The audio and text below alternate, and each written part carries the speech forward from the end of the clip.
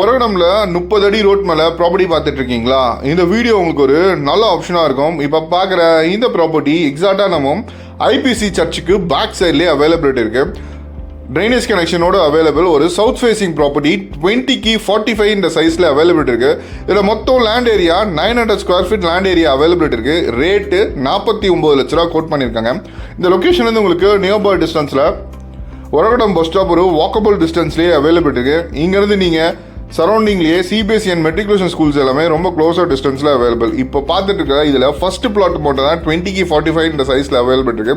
இதுக்கு பக்கத்தில் 10 அடி பேசேஜ் கொடுத்தும் பிளாட்ஸ் கொடுத்துருக்காங்க. 600, 900 அண்ட் 800 ஸ்கொயர் ஃபீட்டில் அவைலபிலிட்டி இருக்கு.